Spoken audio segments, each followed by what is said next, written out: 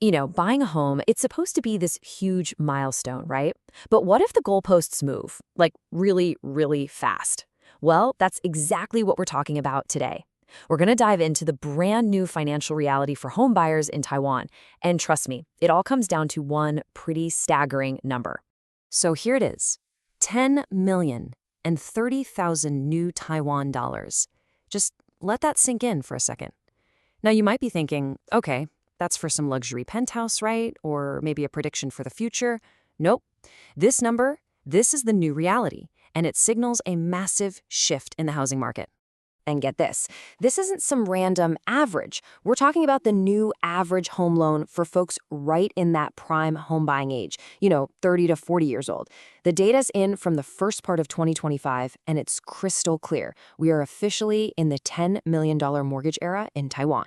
Okay, so the big question is, how on earth did we get here? And so fast. I mean, a $10 million loan doesn't just become the average overnight. To really wrap our heads around this, we've got to rewind a bit. And when I say rewind, I mean just 10 years. It doesn't sound like that long ago, does it? But believe me, when it comes to Taiwan's housing market, it was a whole different universe. Let's put some numbers to it so you can see what I mean. All right, take a look at this. This chart tells the whole story without needing a lot of words. A decade ago, the average loan was hovering around $6.5 million. Today, it's shot past $10 million. That's not just a gradual increase, folks. That's a cliff. It's a massive jump that completely changes the game for anyone trying to buy a home right now. Let's put a number on that jump. We're talking an extra $3.5 million. Just wow. So if you're buying a home today, you have to borrow $3.5 million more than someone in your exact same shoes did just 10 years ago. Just think about that for a second. What that does to your monthly payments, your ability to save, it impacts everything.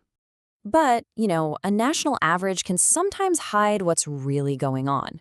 In real estate, it's always about location, location, location, right? And when we start digging into the data for Taiwan's 6 big cities, well, that's where things get really interesting. Because it turns out there are 2 ways to look at this. It's not just about which city has the biggest price tag. It's also about who's growing the fastest. And yeah, the answer to that second question, it's probably not what you're thinking. Okay, check out this table. It lays it all out. On one side, you've got Taipei. No surprise, it saw the biggest jump in pure dollars, a whopping 4.62 million. But then, look at the growth rate, 36.8%. Now look over at Taoyuan. It didn't jump as much in dollar amount, but its mortgages grew by nearly 70%. 70! That's almost double the speed of Taipei's growth. Insane. And it's not just Taiwan. Tainan and Kaohsiung are right there with it, with growth rates of 67% and around 60%. So what does this all mean? The real story here is the explosive growth happening outside of Taipei. It's completely redrawing the financial map of the entire island. So we've covered the what, $10 million mortgages, and the where, crazy growth outside the capital. But that leaves the biggest question of all. Why? What happened to cause this massive surge? To answer that, we're going to look at what the experts are saying. And according to Chang Ho-Su Lan, who's the CEO of the Taiwan Realty Trend Center, it was basically a perfect storm. It wasn't just one thing. It was this powerful mix of people looking to invest and people just looking for a home, all flooding the market at the exact same time. Let's break that perfect storm down into 3 parts. First, you've got this huge influx of cash. After 2020, a lot of Taiwanese businesses brought their money back home, pouring it into the market. Second, this was all happening when interest rates were super low, so borrowing money was cheap and easy. And third, you put those 2 things together, and boom, you get this massive surge in demand from absolutely everyone, investors looking for a profit and regular families just wanting a place to live. Okay, so we've seen the mind-boggling numbers, and we've talked about the economic forces behind them.